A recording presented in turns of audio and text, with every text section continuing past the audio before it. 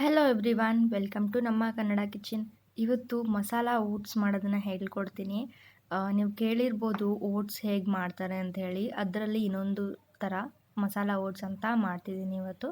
ತುಂಬಾ ಟೇಸ್ಟಿಯಾಗಿರುತ್ತೆ. ಬ್ರೇಕ್ಫಾಸ್ಟಿಗೆ ತುಂಬ ಒಳ್ಳೆಯ ಆಪ್ಷನ್ ಅಂತಲೇ ಹೇಳ್ಬೋದು. ಹಾಗೆ ತುಂಬ ಕ್ವಿಕ್ಕಾಗಿ ಕೂಡ ಆಗಿಬಿಡುತ್ತೆ. ಭಾಳ ಇಂಗ್ರೀಡಿಯೆಂಟ್ಸು ಬೇಕಾಗಲ್ಲ. ಸೊ ಇವಾಗ ಹೇಗೆ ಮಾಡೋದು ಅಂತ ನೋಡ್ಕೊಂಬರೋಣ. ಅದಕ್ಕಿಂತ ಮುಂಚೆ ನೀವು ನಮ್ಮ ಚಾನಲ್ನ ಸಬ್ಸ್ಕ್ರೈಬ್ ಮಾಡ್ಕೊಂಡಿಲ್ಲ ಅಂದರೆ ಪ್ಲೀಸ್ ಸಬ್ಸ್ಕ್ರೈಬ್ ಮಾಡ್ಕೊಳ್ಳಿ.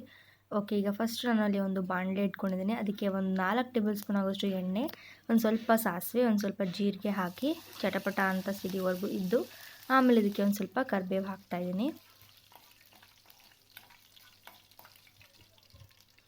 ಈಗ ಇದಕ್ಕೆ ಸಣ್ಣದಾಗಿ ಹೆಚ್ಚಿರೋ ಹಸಿಮೆಣಸಿನ್ಕಾಯಿ ಹಾಗೆ ಒಂದು ಮೀಡಿಯಮ್ ಸೈಜ್ ಈರುಳ್ಳಿನ ನಾನು ಸಣ್ಣದಾಗಿ ಹೆಚ್ಚಿ ಹಾಕಿದ್ದೀನಿ. ಈಗ ಈರುಳ್ಳಿ ಫ್ರೈ ಆಗೋ ತನಕನೂ ಬಾಡಿಸ್ಕೊಳ್ಳೋಣ. ನೆಕ್ಸ್ಟ್ ಇದಕ್ಕೆ ಒಂದು ಅರ್ಧ ಚಮಚದಷ್ಟು ಉಪ್ಪು ಹಾಕ್ತಾಯಿದ್ದೀನಿ. ಈಗ ಕಟ್ ಮಾಡಿರೋವಂಥ ಕ್ಯಾಬೇಜ್, ಟೊಮ್ಯಾಟೊ, ಬೀನ್ಸ್ ಹಾಕ್ತಿದ್ದೀನಿ.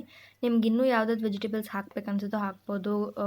ಕಾಲಿಫ್ಲವರ್ ಆಗಿರ್ಬೋದು, ಕ್ಯಾಪ್ಸಿಕಮ್, ಇನ್ನೂ ಯಾವುದಾದಿದೆ ಅದನ್ನು ಹಾಕ್ಕೋಬೋದು. ಅಥವಾ ಯಾವುದೂ ವೆಜಿಟೇಬಲ್ಸ್ ಇಲ್ಲ ಅಂದ್ರೂ ಕೂಡ ಪರವಾಗಿಲ್ಲ. ಜಸ್ಟ್ ಟೊಮ್ಯಾಟೊ ಮತ್ತು ಈರುಳ್ಳಿ ಹಾಕಿ ಮಾಡೋಂಗಿದ್ರೆ ಅದು ಕೂಡ ಮಾಡ್ಕೋಬೋದು. ವೆಜಿಟೇಬಲ್ಸ್ ಬೇಕು ಅಂತಲೇ ಏನಿಲ್ಲ. ಸೊ ಈಗ ವೆಜಿಟೇಬಲ್ಸ್ ಕಟ್ ಮಾಡಿ ಹಾಕಿದ್ದೀನಿ. ಇದು ಚೆನ್ನಾಗಿ ಫ್ರೈ ಆಗಲಿ. ಒಂದು ಸ್ವಲ್ಪ ಬಟಾಣಿ ಇದ್ದರೆ ಬಟಾಣಿ ಕೂಡ ಹಾಕ್ಕೋಬೋದು. ಈಗ ಅದಕ್ಕೆ ಒಂದು ಅರ್ಧ ಚಮಚದಾಗಷ್ಟು ಅರಿಶಿನದ ಪುಡಿ, 1 ಟೇಬಲ್ ಸ್ಪೂನ್ ಆಗೋಷ್ಟು ಗರಂ ಮಸಾಲ, 1 ಟೇಬಲ್ ಸ್ಪೂನ್ ಆಗೋಷ್ಟು ಧನಿಯಾ ಪೌಡರ್, ಹಾಗೆ 1 ಟೇಬಲ್ ಸ್ಪೂನ್ ಆಗೋಷ್ಟು ರೆಡ್ ಚಿಲ್ಲಿ ಪೌಡರ್. ನಾನು ಸ್ವಲ್ಪ ರೆಡ್ ಚಿಲ್ಲಿ ಪೌಡರ್ ಸ್ವಲ್ಪ ಜಾಸ್ತಿ ಹಾಕಿದ್ದೀನಿ. ಹಾಗೆ ಒಂದು ಸ್ವಲ್ಪ ಪೆಪ್ಪರ್ ಪೌಡರ್. ಲಾಸ್ಟಿಗೆ ಕೊನೆಯಲ್ಲಿ ಒಂದು ಸ್ವಲ್ಪ ಉಪ್ಪನ್ನ ಹಾಕಿ ಚೆನ್ನಾಗಿ ಮಿಕ್ಸ್ ಮಾಡ್ಕೊಳ್ಳೋಣ.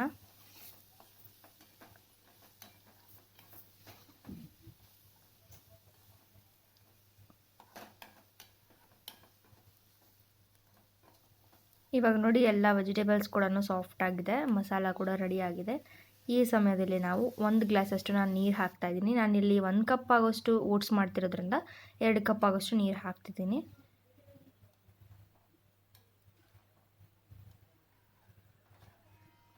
ಸೇಮ್ ಸಿಮಿಲರ್ ಆಗೇ ಇದೆ. ಉಪ್ಪಿಟ್ಟು ಹೇಗೆ ಮಾಡ್ತೀವಲ್ವ ಆ ಥರನೇ ಒಂದು ಸ್ವಲ್ಪ ಸಿಮಿಲರ್ ಆಗಿದೆ ಅಂತ ಹೇಳ್ಬೋದು.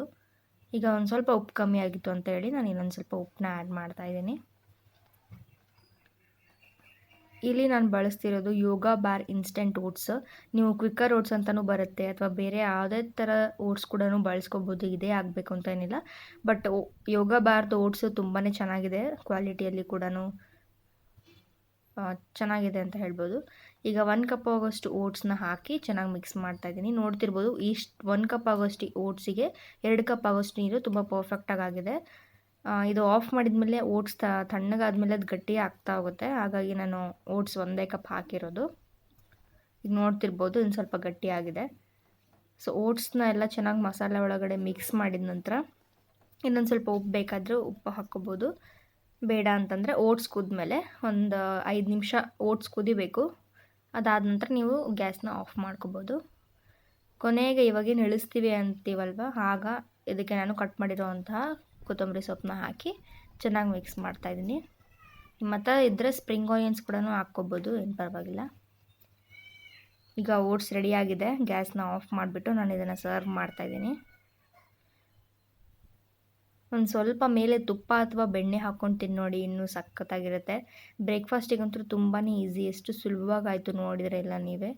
ಸೊ ಒಂದ್ಸಲ ಆದರೂ ಇದನ್ನು ಟ್ರೈ ಮಾಡಿ ನೋಡಿ. ಹಾಗೆ ಹೇಗೆ ಅನಿಸ್ತು ಟೇಸ್ಟ್ ಅಂತಲೂ ಕಮೆಂಟ್ ಮಾಡಿ ತಿಳಿಸಿ. ಮುಂದೆ ಇದೇ ಥರ ವೀಡಿಯೋಸ್ ಬರ್ತಾ ಇರುತ್ತೆ, ಸೊ ಅದನ್ನು ಎಲ್ಲ ನೋಡಿ.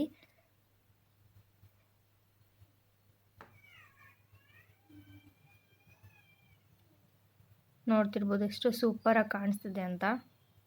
ತಿನ್ನೋಕ್ಕೂ ಕೂಡ ಅಷ್ಟೇ ಸೂಪರಾಗಿರುತ್ತೆ. ಈ ವಿಡಿಯೋ ಇಷ್ಟ ಆದರೆ ಲೈಕ್, ಶೇರ್ ಆ್ಯಂಡ್ ಸಬ್ಸ್ಕ್ರೈಬ್, ಹಾಗೆ ಕಾಮೆಂಟ್ ಮಾಡೋದನ್ನು ಮರಿಬೇಡಿ. Thank you, bye.